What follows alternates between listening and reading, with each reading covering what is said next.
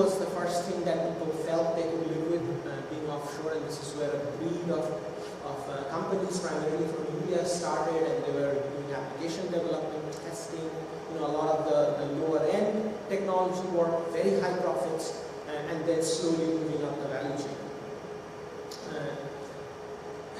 If you see the next generation, which I think is what we're still living in, this is where, because of the IT offshoring success, we started getting into, can we offshore a call center, or could we offshore a back office process? Because it's a small leap, and so that's where the whole offshore piece came in. It wasn't still global.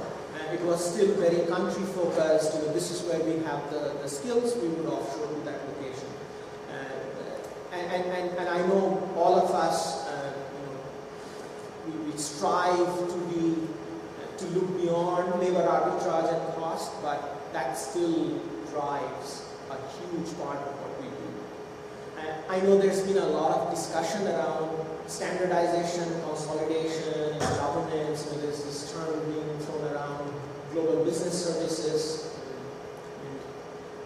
That concept has been around for the last 20-25 years. This is when a lot of the consulting companies promoted the ERP companies, and there were large projects that came along, and they implemented ERPs and said, change management, governance, all processes will be streamlined.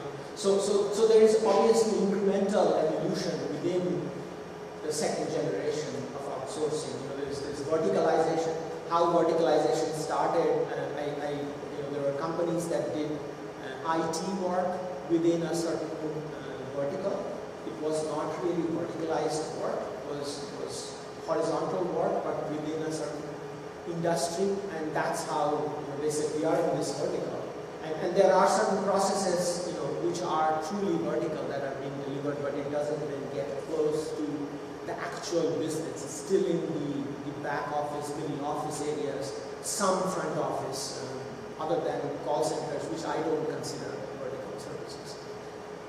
The other piece is there are lots of creative deals being struck. There's BOT, and think of a 3-letter acronym, and there are different types of deals, transaction pricing, but it all ends up, I've reviewed contracts, it all ends up with the SLA and FTE. So even if it is transaction pricing, as a service provider, they're using FTE pricing to come up with transaction pricing. And by the way, there's an additional factor of safety put in there,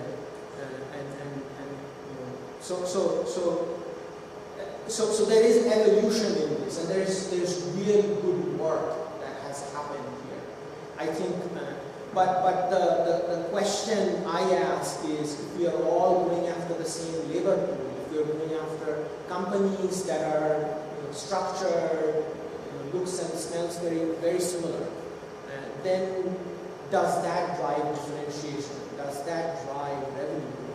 Or are we all going to streamline our cost structures to a point where we are all best in class in terms of cost structure? But then we're still the same. We didn't really differentiate from each other. We're driving to the same goal, but the goal is the same across companies. And I'm simplifying and generalizing like crazy here. So that's where Generation 3 is really not about global business services, but about global business. This is where it's not just about front office, but about front line. This is where the revenue comes from. This is where the cost structure is supported from. Because if you don't have that, there is no cost structure. And the profitability and growth focus. And I know, if you talk to service providers, if you talk to analysts and sourcing advisors, they would say, oh yeah, we have upsell clauses within a call center contract where they will upsell and we share. That's not what I'm talking about when I say revenue or profitability. That's incremental process improvement to really, for the same cost structure, drive a little bit more efficiency which translates to revenue obviously, but that's not real revenue growth.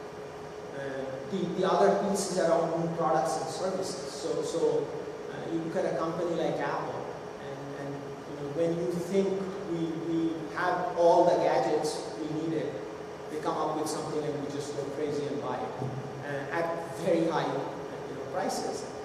So innovation, constant, and this is where the discussions in that room about innovation are I'm not talking about that innovation, I'm talking about a company reinventing itself, a company really bringing products and services to the market where they leave their competitors miles behind them. The new market entry piece, and I'll talk a lot about this, this is a risky business, and I think this is where everyone goes after the low-hanging fruit, but then if everyone goes after the low-hanging fruit, the top of the tree doesn't get cake. So this is where, even though it's very risky to get into some of these global markets, but if you don't do something that no one else is doing, how will you differentiate yourself? And is there a way for outsourcing to drive some of that? And outcome-driven. And this is why I set the context around the outcomes we delivered before. This is not outcome-driven in terms of AHT or meeting an SLA or customer satisfaction survey goals. This is true business outcomes.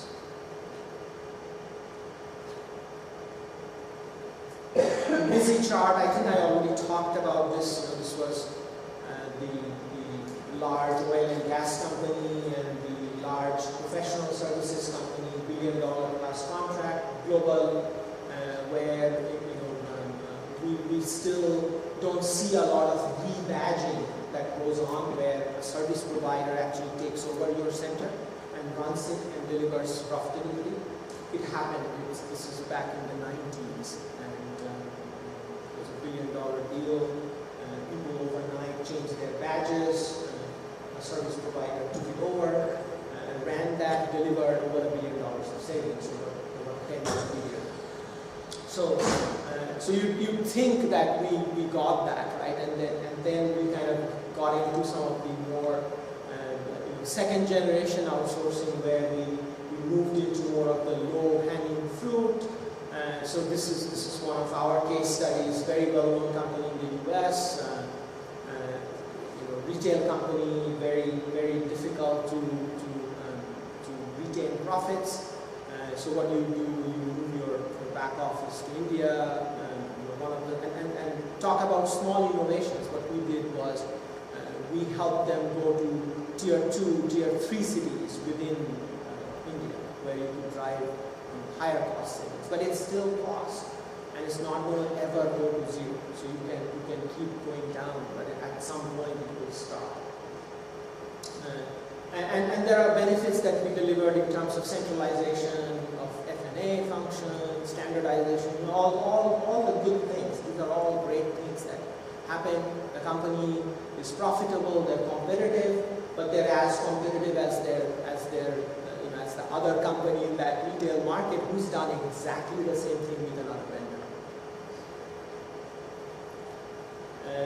Some additional kind of creative type of deals where I mentioned about this, so contracts that have upsell clauses included in it, or rebadging, taking over people, delivering productivity savings. So a lot of our contracts have those, right? We contractually guarantee productivity savings. If we started with 100 FTEs, we'll end with 95 FTEs or 90 FTEs. Progressive years, we keep reducing your FTEs because we automate.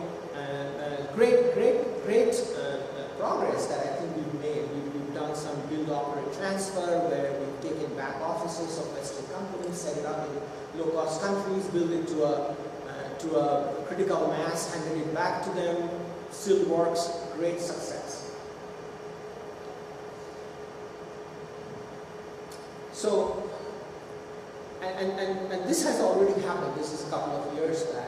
One of the rail companies in UK, and this was most of what's there has a government angle to it. But they were not profitable at all. but this is, you can't stop running the trains. So we developed this really, it was really a joint venture almost. It was more of a business that we got into, where we acquired their centers with their people. And I'm not saying we're the only company that did this, but there are lots of other examples of this. But the criticality of the reason I picked this example is because we dealt with when the London Metro bomb blast happened.